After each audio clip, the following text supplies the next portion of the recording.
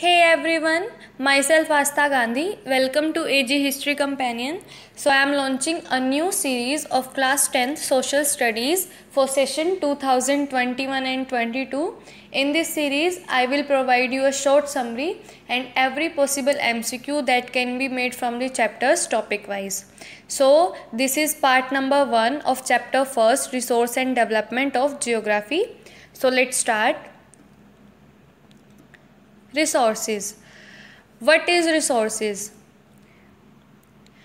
Everything available in our environment which can be used to satisfy our needs. तो जो भी हमारे environment में available है material that can be used to satisfy our needs, जो हमारी ज़रूरतों को पूरा करे. But 3 conditions हैं उस material के लिए, provided it is, first one is technological accessible, मतलब टेक्नोलॉजिकल अवेलेबल होना चाहिए वो material. Second one is economically feasible, economical possible होना चाहिए, मतलब हमारी रीच में होना चाहिए.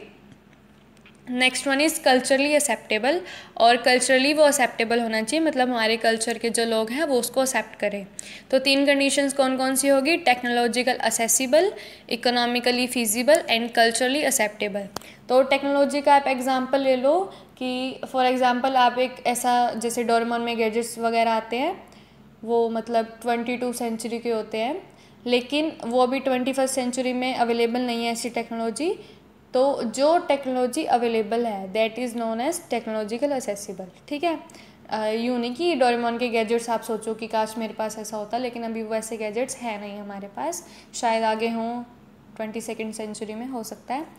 Next one is economically feasible, और इकोनॉमिकल पॉसिबल होना चाहिए, मतलब हमारी रीच में होना चाहिए फाइनेंशियली.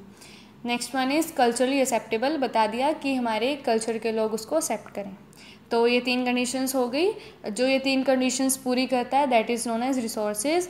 एक बार दोबारा से रिवाइज करो. Everything available in our environment which can be use to satisfy our needs provided it is technological accessible, economically feasible and cultural acceptable. Next is the process of transformation of things available in our environment. तो जो things available है हमारे environment में उसकी transformation होती रहती है. ऐसा मतलब ट्रांसफॉर्मेशन होना वो एक प्रोसेस होता है. ठीक है, वो हमारे एनवायरनमेंट में होता है, मतलब ह्यूमन बीइंग्स ही करते हैं. आपको कुछ चाहिए, फॉर एग्जांपल आपको कपड़ा चाहिए, तो ये तो बताइए क्लॉथ, कॉटन से क्लॉथ बनता है, तो वो हम ट्रांसफॉर्म करते हैं ना, तो वो प्रोसेस अवेलेबल है हमारे एनवायरनमेंट में. ठीक है, it involves N interdependent relationship between nature, technology and institution.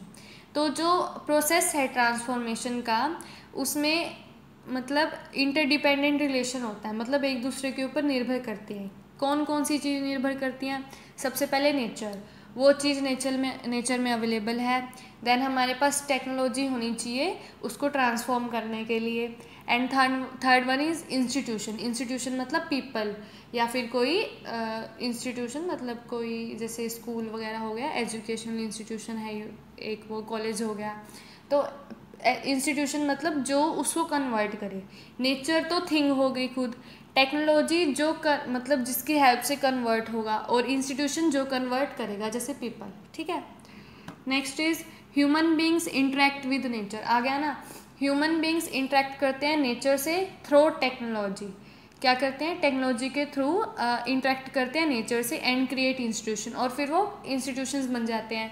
जैसे ह्यूमन बींग क्या है, मतलब अब हम लगा लो टीचर्स हैं. ठीक है, टीचर्स लगा लो, क्या करते हैं? ह्यूमन बींग्स है, इंटरेक्ट विद नेचर, नेचर से इंटरेक्ट करते हैं, मतलब फॉर एग्जांपल बच्चों से इंटरेक्ट करते हैं थ्रू टेक्नोलॉजी, मतलब अपनी शिक्षा के थ्रू, मतलब उनसे इंटरेक्ट करते हैं. टीचर्स स्टूडेंट से अपनी नॉलेज के थ्रू इंटरेक्ट करते हैं और क्रिएट इंस्टीट्यूशन, फिर उनके अंदर वो नॉलेज इंक्रीज करते हैं, मतलब एक एजुकेशनल इंस्टीट्यूशन बन गया that is known as school, to accelerate their economic development. और जब बच्चे अच्छा पढ़ जाएंगे तो क्या होगा? इकोनॉमिक डेवलपमेंट होगा.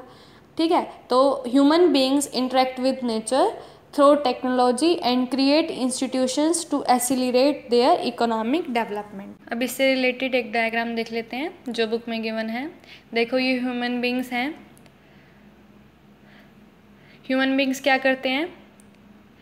नेचर से इंटरेक्ट करेंगे through technology and create institution for economic development.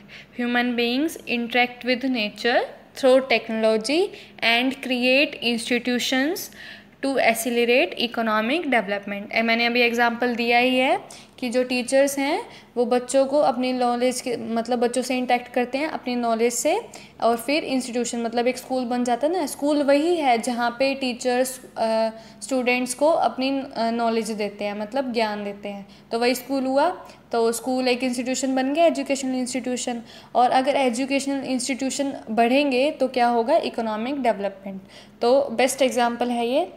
Next is resources are not free gift of nature. जो रिसोर्सेज हैं वो फ्री गिफ्ट मतलब नेचर के फ्री गिफ्ट नहीं है, मतलब नेचर को भी हमें मतलब संभाल के रखना होता है ना। फॉर एग्जांपल कि सारे ट्रीज़ ख़त्म हो जाएं तो लोग भी ख़त्म हो जाएंगे। तो resources are not free gift of nature. Resources are a function of human activities. Resources क्या है, ह्यूमन एक्टिविटीज़ जो है उसके are a function of human activities, मतलब जो ह्यूमन एक्टिविटीज़ करते रहते हैं उसका एक रिजल्ट है। Human beings themselves are essential components of nature. और ह्यूमन बींग्स भी है ना, वो खुद एक इतना इम्पोर्टेंट कॉम्पोनेंट है नेचर का। नेचर में ह्यूमन बींग्स बहुत इम्पोर्टेंट है। Next is they transform material culture in our environment into resources and use them. तो जो ह्यूमन बींग्स है वो क्या करते हैं, जो मटेरियल अवेलेबल है एनवायरनमेंट में उसको रिसोर्सेज में कन्वर्ट करके उसको यूज़ करते हैं, ठीक है। Human beings transform material culture in our environment into resources and use them. So इससे रिलेटेड कुछ MCQs देख लेते हैं। So resources must be, resources क्या होनी चाहिए, मस्ट बी मतलब मस्ट है ये conditions. Technological available, economical feasible and culturally acceptable all. So भी हमने पढ़ा तीनों चीज़ें होनी चाहिए, राइट ऑप्शन इज ऑल।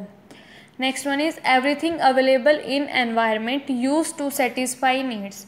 जो भी हमारे एनवायरनमेंट में अवेलेबल है that is use to satisfy needs known as resources. मतलब इसमें तीनों कंडीशन इंक्लूड होएगी, technological accessible, economically feasible and culturally acceptable. Next is process of transformation of things available in environment involves interdependent relation between. तो जो environment में transformation होती है things की, उसमें इंटरडिपेंडेंट रिलेशन किस किस के बीच में होता है। First option is nature and technology, second is nature and institution, third one is technology and institution and fourth one is nature, technology and institution. So right option is D, तीनों में interdependent relation होता है, nature, technology and institutions, ठीक है। Next one is human beings interact with nature through technology and create institutions to accelerate their. तो जो human beings है वो नेचर से इंटरेक्ट करते हैं through technology and create institutions to accelerate their. First one is economic development, second is political, third is social and fourth is all. Mostly बच्चे all कराते हैं, लेकिन इंस्टीट्यूशन से सिर्फ इकोनॉमिक डेवलपमेंट ही होती है। मतलब अभी हम इकोनॉमिक डेवलपमेंट के बारे में डिस्कस करें तो इकोनॉमिक डेवलपमेंट ही लिख के आना।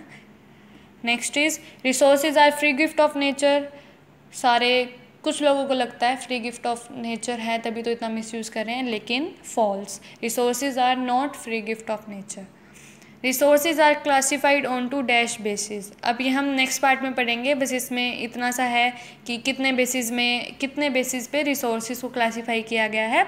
तो मैं बता देती हूँ 4 बेसिस पे किया गया है, और वो 4 बेसिस कौन कौन से हैं हम वो नेक्स्ट वीडियो में पढ़ेंगे।